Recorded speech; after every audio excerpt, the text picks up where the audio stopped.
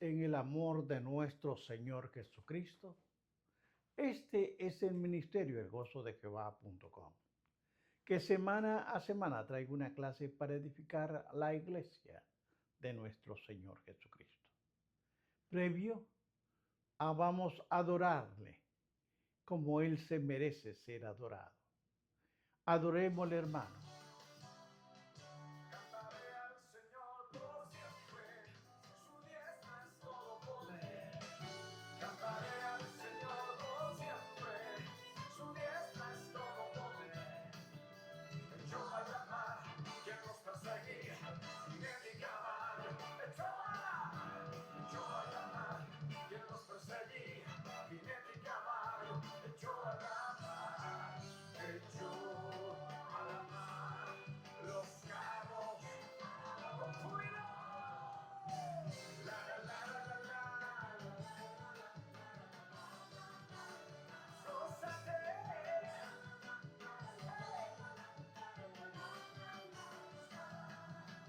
Mi Padre es Dios y yo le exalto.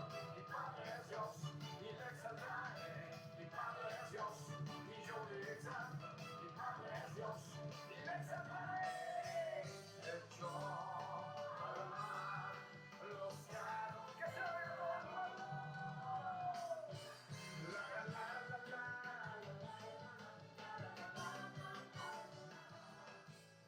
Bendito seas, Padre. A ti la gloria, la honra, por siempre, Señor. Bien, hermanos, mantenga su Biblia abierta. Este es un estudio. Vamos a continuar con la segunda parte del tema Cristo es el sacrificio perfecto. Esta es la parte 2. La palabra se encuentra en el capítulo 1, versículo 1. Porque todo sumo sacerdote tomado de entre los hombres es constituido a favor de los hombres en los que a Dios se refiere, para que se presente ofrendas y sacrificios por los pecados. Padre Celestial, Señor, vengo delante de tu presencia dándote gracias por permitir dar esta clase, Señor. Te pido que el Espíritu Santo ponga palabra en mi boca para desarrollar esta clase. En tu nombre, Jesús, lo he pedido. Amén. Hermanos, en el sentido más amplio sobre las ofrendas, incluían todo el dinero, incluía joyas y otros valiosos que uno pudiera darle al Señor por medio de los sacerdotes.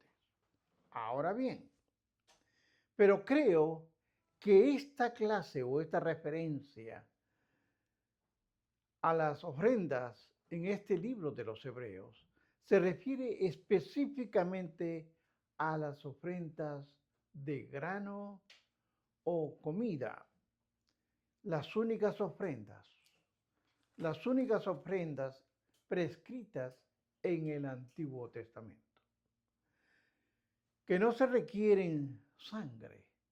Era una ofrenda de acción de gracias y dedicación de acuerdo al libro de Levítico, capítulo 2. Ahora, entendamos esto. Las ofrendas de grano consistían en harina fina y miel, ya que estos se mezclaban con incienso para dar un aroma agradable y algunas veces preparadas como pastel, parte de una ofrenda. Se refería y se ofrecía en el altar por los sacerdotes. Ahora, este alimento se dedicaba una parte para Dios y otra parte quedaba para los sacerdotes como parte de su alimentación. No se podía usar en estas ofrendas, no se podía usar limón ni miel. ¿Por qué? Porque estos dos elementos en aquellos tiempos y ahora fermentaban. Y al fermentar, obviamente, se malograba. Por eso que siempre también se pedía una ofrenda ¿de qué? De sal. También era ofrenda, porque esto ayudaba a la preservación. Entendamos que se pedía una cantidad pequeña, nada más. ¿Para qué? Para restringir lo que dañaría una comida y requerir de la preservación simbolizaba una dedicación duradera. Eso es lo que significaba. Usted le echa sal a estas ofrendas y significaba que era una ofrenda que iba a durar mucho tiempo. La ofrenda preservaba la dedicación de una persona. Usted iba con su ofrenda y sus posiciones a Dios en agradecimiento completo por lo que Dios había hecho. Ahora, entendamos lo que es el sacrificio. Una cosa es la ofrenda, otra cosa es el sacrificio. Cuando nosotros vemos capítulo 5, versículo 3, nos dice, y por causa de ella se debe ofrecer por los pecados, tanto por sí mismo como también por el pueblo. Sin embargo, estimados hermanos, los sacrificios eran la expiación de los pecados. No podían quitar la tendencia a la capacidad para pecar. Claro que no, sino que estaban diseñados para perdonar pecados particulares. En consecuencia, debían repetirse continuamente, día tras día, mes tras mes, año por año o tal vez siglo por siglo. Ofrecer este tipo de sacrificio era la labor principal que tenía un sacerdote. Y puesto que él también era pecador, él debía también ofrecer sacrificios por sí mismo y luego por el pueblo. Ahora, sigamos viendo lo que es el sacerdote perfecto calificado. No podía hacer cualquier cosa. Recuerden la clase anterior, quien llamaba era Dios. Sepárame a Aarón, a sus hijos. Era una parte que Dios decía. Pero en este caso que vamos a ver Hebreos capítulo 5, versículos 5 y 6, le dije no cierre su Biblia, esto es un estudio. Así tampoco Cristo se glorificó a sí mismo haciéndose sumo sacerdote, sino que él le dijo, tú eres mi hijo, yo te engendré hoy. Como también dice en otro lugar, tú eres sacerdote para siempre, según la orden de Melquisedec. Hermanos, esto es algo serio, pero hay que entenderlo. Tal vez usted lo lea en una forma ligera, lo ha leído, pero no lo ha estudiado. Porque cuando nosotros vemos los versículos del capítulo 5, de los versículos 5 al 10, muestran que Jesús satisfacía todos los requisitos para ser sumo sacerdote mencionados en los versículos 5, capítulo 1, capítulo 5, versículo 1 al 4. Ahora, esto era nombrado por Dios. El sumo sacerdote era nombrado por Dios. Así como un tiempo antiguo llamó a Aarón. Para ser sacerdote, nombrado por Dios ahora, primero, tiene que observar esto, Dios Padre escogió, envió y honró a Jesús. Una vez más, el escritor de los Hebreos dice que escogió citas del Antiguo Testamento donde dice, tú eres mi hijo, yo te engendré hoy. Vea Salmo 2:7. Y también dice, y tú eres sacerdote para siempre, según la orden de Melquisedec. Vea, estudie el Salmo 110:4. Estas citas que yo le doy no es para que los oiga, es para que lo anote en sus libros de notas y los desarrolle, para respaldar lo que se afirma. Los lectores judíos sabían que los dos pasajes se referían al Mesías. Sabían que el Mesías debía de ser un gran rey y sacerdote, nombrado por Dios. Aquellos pasajes del Antiguo Testamento así lo confirman. No obstante, hermanos, a pesar de que Jesús era el Hijo Divino, él no tomó esa posición para favorecerse y para honrarse a sí mismo. No, tenía el poder para hacerlo, pero él no hizo así. Dijo a los líderes judíos que le cuestionaron. Ahora entienda esto. Cuando usted lee el libro, apunte, Juan capítulo 8, 54 nos dice, si yo me glorifico a mí mismo, mi gloria nada es. Mi Padre es el que me glorifica, el que vosotros decís que es vuestro Dios. Es importante que usted vea y entienda esto. Dios revistió a Jesús con la autoridad y la honra del sumo sacerdote, según la orden de Melquisedec. De Melquisedec, hermanos, yo lo hablaré con detalles en el capítulo 7. Pero aquí le voy a dar unas ciertas menciones necesarias para que entienda un poco. Primero, fue un rey y vivió en la época de Abraham, cuya ascendencia es completamente desconocida. Era un rey de Salem. Escuche bien, Salem es el antiguo nombre de Jerusalén. Anote, el antiguo nombre de Jerusalén. Y era, ¿qué? Era sacerdote del Dios verdadero, de acuerdo al libro de Génesis, capítulo 14, versículo 18. Vivió muchos siglos antes de establecer el sacerdocio arónico. O sea, que estamos hablando de que Aarón va a ser sacerdote mucho después de lo que estamos hablando de Melquisedec. Estamos hablando de Abraham. Ahora, hablemos que hay una diferencia entre Aarón, quien comenzó en tiempos de Moisés, no en tiempos de Aarón. Todo esto sacerdocio comienza en el tiempo de Moisés y termina 70 años después de Cristo. ¿Con qué?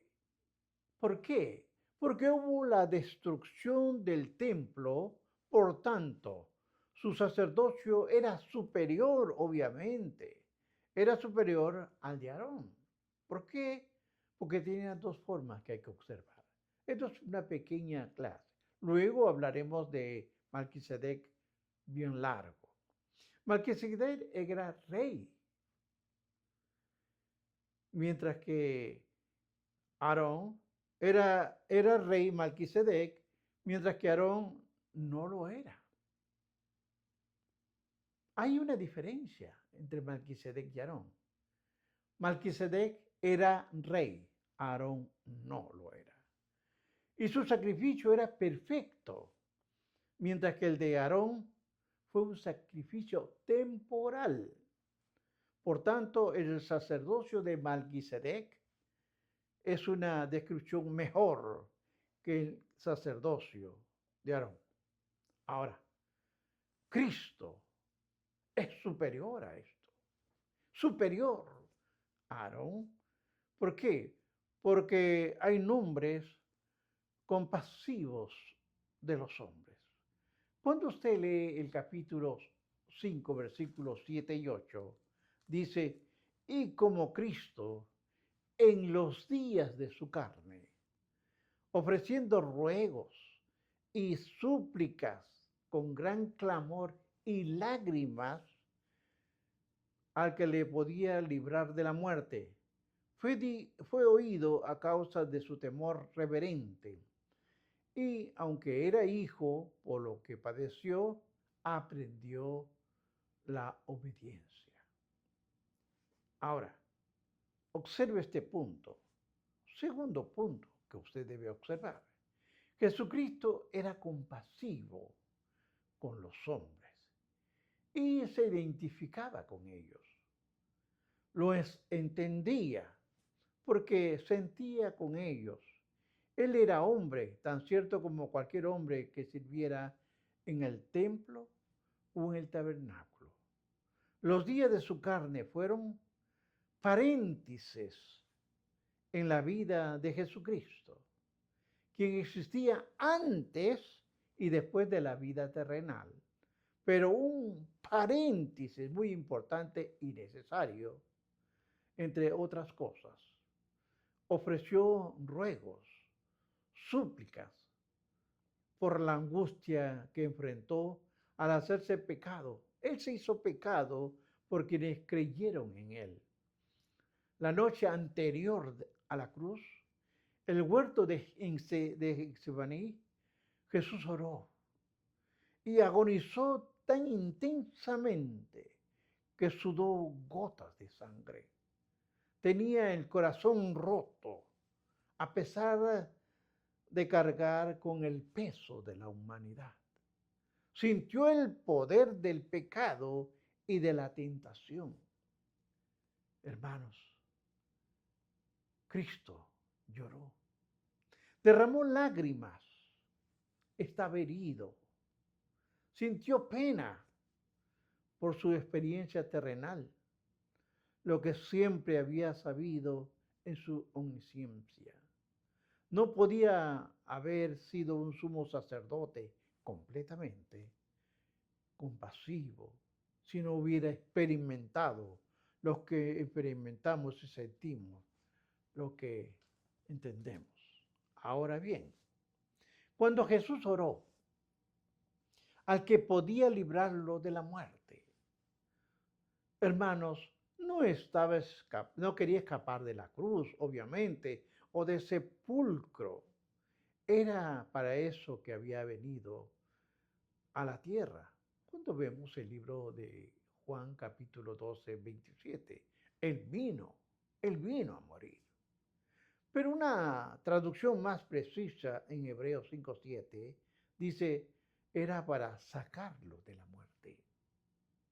Jesús no estaba, hermanos, pidiendo que lo salvaran de morir, claro que no, sino que el Padre lo sacara de la muerte. Es salvarlo de quedarse muerto. No quería evitar la cruz, hermano, sino recibir certeza de la resurrección de acuerdo al Salmo 16 del 8 al 11. Léalo, estúdielo. El Padre oyó a Jesús a causa de su temor reverente. La palabra griega puede significar también una sumisión reverente, como lo refleja en la nueva versión internacional. Esto conlleva la idea de ser sumisivamente devoto. Jesús, hermanos, reconocía la sabiduría de Dios y se entregó al Padre, aunque era hijo por lo que padeció. Él aprendió la obediencia. Lea Hebreos capítulo 5, 8. Ocurre, hermanos, esto ocurre con frecuencia, con la mejor forma de aprender, con pasión, y a veces la única es sufriendo en carne propia que otro ha sufrido. El sufrimiento es el maestro excelente. Podemos leer, oír sobre el dolor de una quemadura. Incluso podemos ver personas que se queman. Pero hasta que nosotros mismos no suframos quemadura, no podemos compadecernos con aquellos quemados. Completamente entienda esto. Yo había leído visto inclusive algunos accidentes automovilísticos, pero solo cuando lo vi me di cuenta de cuán terrible puede ser. Jesús, hermanos, tenía que aprender ciertas cosas por medio del sufrimiento. No fue excepto para nada del dolor y las dificultades, aunque era hijo de Dios, obviamente. Dios en carne humana estaba llamado a sufrir. Aprendió el sacrificio completo del costo de la obediencia hasta la muerte, por lo que padeció y por lo tanto Dios lo confirmó como sumo sacerdote perfecto. Ahora, esa es la clase de sumo sacerdote que necesitamos. Uno que sepa y nos entienda lo que estamos pasando cuando vamos al Señor en oración.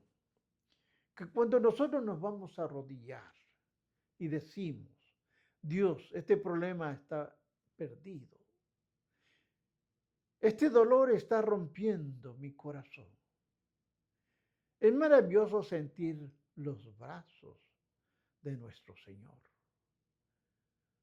Sentir en vuestro corazón lo que Él nos dice.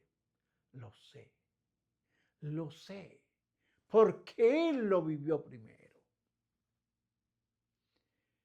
Es interesante entender todos estos puntos, porque vamos a ver ahora sacrificios por los hombres. Vea su Biblia, capítulo 5, versículo 9. Recuerde que yo enseño versículo por versículo. Y dice, y habiendo sido perfeccionado, vino a ser autor de eterna salvación para todos los que obedecen. Entiéndalo bien.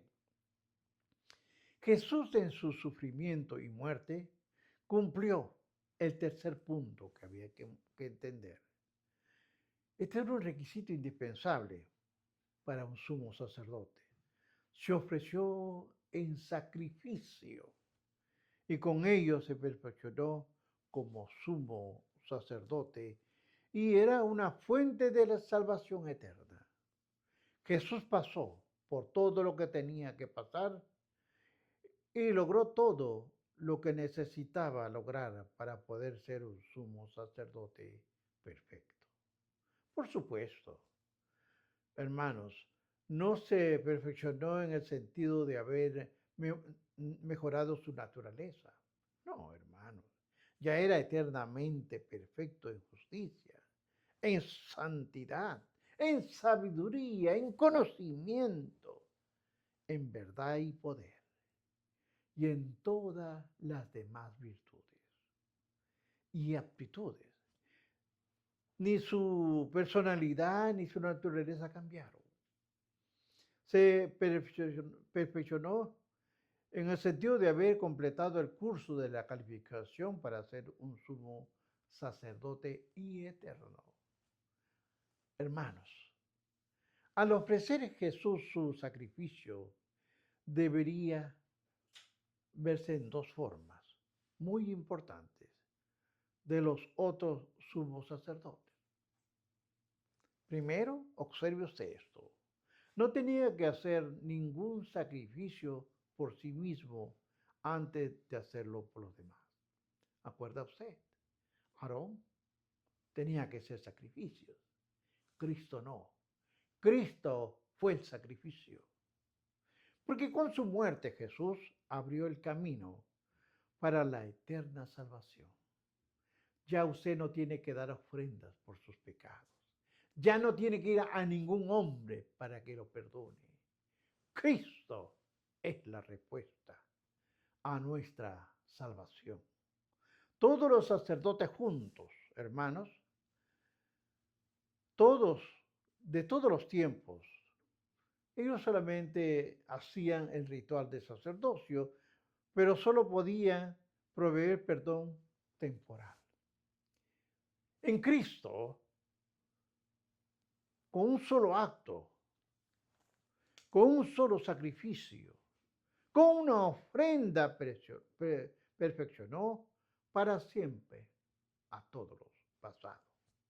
El sumo sacerdote perfecto hace perfecto a quienes aceptan su sacrificio perfecto, los que le obedecen. Ahora, entiende esta parte. La obediencia de aquí se menciona no está relacionado con los mandamientos. No está relacionado con los mandamientos, ni mucho menos con las reglas y regulaciones de aquel entonces. No es obediencia a la ley, no.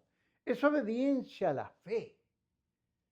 Ve usted el libro Romanos, capítulo 1, versículo 5. Está relacionado a la fe. Dios quiere que le obedezcan, que crean en Jesucristo. Esa es la verdadera obediencia, tal como las obras verdaderas. Antes que nada, es creer verdaderamente. Jesús dijo en Juan 6:29, esta es la obra de Dios, que creáis en Él que me ha enviado. Confiar, hermanos, en Jesucristo. Es la obra de la fe, es la obediencia de la fe. Triste y lamentablemente, no todas las personas creen. El que no cree no obedece verdaderamente, sin importar cuán moral sea. Bien intencionado, puede ser religioso, puede ser que sea sincero, pero en 1 y 2 de Tesalonicenses, Pablo habla de dos respuestas al Evangelio. Las dos respuestas posibles de la segunda carta habla de la retribución divina a los que no conocieron a Dios y a los que no obedecieron el Evangelio. Mire usted, no obedecieron a Dios y no obedecieron el Evangelio. El Evangelio es de nuestro Señor Jesucristo. Vea segunda de Tesalonicenses 1:8. La diferencia de la primera carta a la segunda, donde eligió la obra misionera a los cristianos, él los elogió, fieles en Tesalónica, de Macedonia, en Arcaya. Esto nos habla en 1 de Tesalonicenses 1:8. Hermanos, la obediencia a la fe llevó a otros a una obediencia a la fe y al don eterno de la salvación. Escape por su salvación. No sabemos cuánto tiempo le queda. Jesucristo viene y viene pronto. Bendiciones.